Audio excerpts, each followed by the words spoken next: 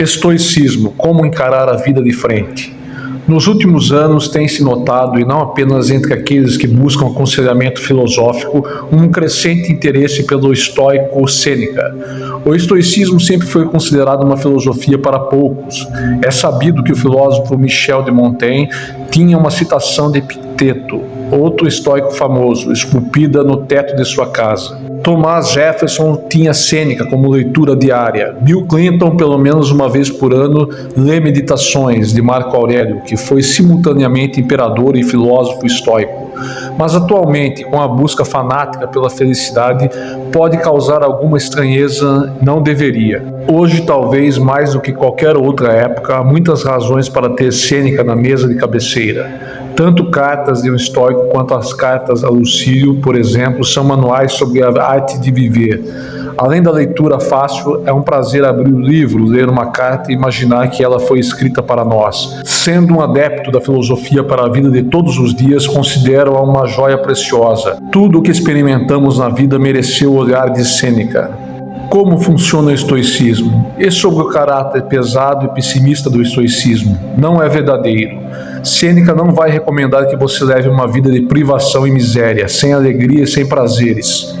Primeiro, porque o estoicismo não comporta essa redução, e para além disso, Sêneca, apesar de estoico assumido, serve-se de muitos ingredientes do epicurismo, uma espécie de tempero à base de ervas bem entendido. Talvez a conotação árdua venha do fato de que o estoicismo é muito útil nas adversidades. É como uma arma para tempos de guerra ou uma proteção para períodos em que precisamos cobrir a pele humana. Mas ele não é só isso. Também é possível apreciar Sêneca em tempos de paz. A força e a beleza das duas palavras traz alento e força. Mostra um caminho claro para a melhor atitude e é um convite para superarmos as nossas próprias limitações. Detalhes sobre Sêneca. Sêneca é melancólico e depressivo?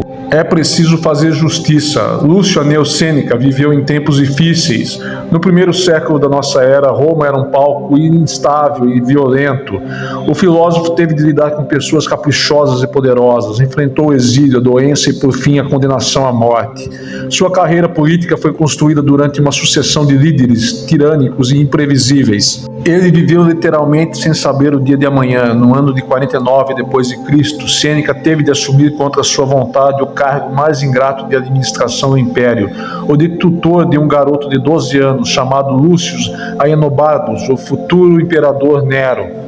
Logo ficou claro que Nero era um psicopata homicida com poderes absolutos e soberano tinha por hobby convidar seus desafetos ou donzelas abduzidas nas ruas para as câmaras subterrâneas do seu palácio, onde ele friamente os executava. Outro hábito de Nero era o combo, crueldade e espetáculo, como decapitar, desmembrar e lançar pessoas vivas aos leões e crocodilos. E qual era o crime dessas vítimas? Salvo raras exceções, nenhum. Gladiadores eram lançados aos lobos simplesmente porque não proporcionaram um belo espetáculo ao imperador. Paranoico e obsessivo, às vezes bastava um simples rumor para desencadear sua ira. Transportando para os dias de hoje, seria como uma condenação à morte por conta de uma fake news. Como é natural, Sêneca não era otimista e tentou se afastar da corte. Por 2 vezes entregou ao imperador sua carta de demissão. Por 2 vezes ela foi recusada com um abraço. E o argumento era o de que Nero preferia morrer a fazer mal ao seu tutor. Porém, nada do que Sêneca via confirmava essas palavras. Como continuarmos? A pergunta do passado, presente e futuro. Ora, guardadas as devidas proporções, vivemos tempos conturbados e com a ausência de uma liderança política credível, não estamos apenas no caos, também estamos à deriva. A sensação de instabilidade e perigo iminente são os mesmos experimentados por Sêneca. Hoje fazemos a mesma pergunta que Sêneca fez no seu tempo. Diante de uma realidade que não temos o mínimo controle, como continuarmos à tona? Sêneca nos convida a aceitar a vida como ela é, fincar os 2 pés no chão e as 2 mãos no leme.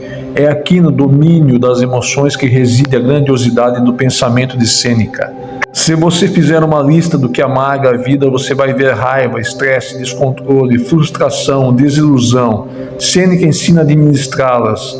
Um exemplo simples: você está frustrado e irado, mas a culpa não é sua, é do trânsito. As pessoas não sabem dirigir, fazem absurdos, colocam a vida dos outros em risco. A raiva no trânsito é um problema filosófico? E mais, Sêneca discorda que a raiva é irracional e incontrolável. Pelo contrário, a raiva é muito racional. De acordo com Sêneca, ajuste-se à realidade da vida. Sêneca acreditava que um dos motivos da raiva e também da frustração, do desapontamento, do estresse e muitos outros sentimentos negativos é imaginarmos que tudo será sempre do jeito que queremos, que somos capazes de moldar o mundo segundo os nossos desejos. Estoicismo e bens materiais. Os ricos são mais otimistas do que os pobres? Quanto mais ricos, maiores são as expectativas, porque eles acreditam que o dinheiro os protege dos reveses e das frustrações. Claro, todos nós, em menor ou maior grau, reagimos mal às frustrações, mas já que nem o dinheiro resolve, o melhor é reduzir as expectativas.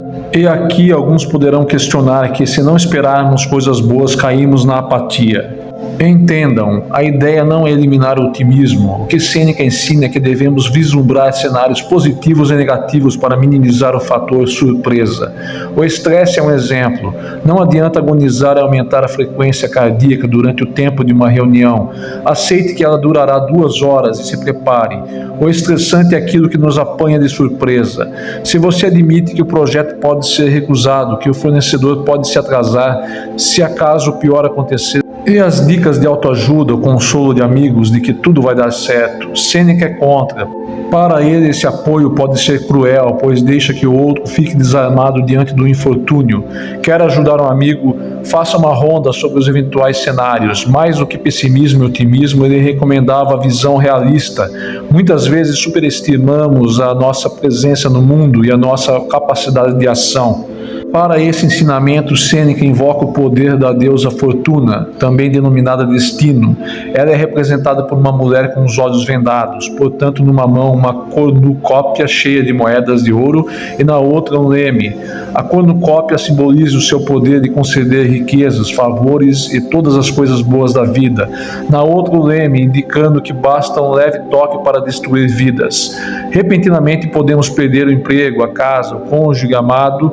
Acontecimentos bons e ruins fazem parte da vida e devemos aceitá-los com a máxima serenidade possível, sem desatinos e gritos. Essa é uma realidade que não podemos mudar. Mesmo quando tudo parece calmo, pode emergir o desastre. Não temos controle sobre o nosso destino. Com sorte, nada de tão terrível irá ocorrer conosco. Mas se acontecer o pior, a melhor maneira de amenizar os golpes é estarmos psicologicamente preparados. Se Sêneca fosse o nosso contemporâneo, provavelmente ele recomendaria o popular "aceita que dói menos". Espero que tenham gostado do vídeo. Compartilhem, se inscrevam e deixem o seu like para que esse canal cresça a cada dia. Um grande abraço e até breve.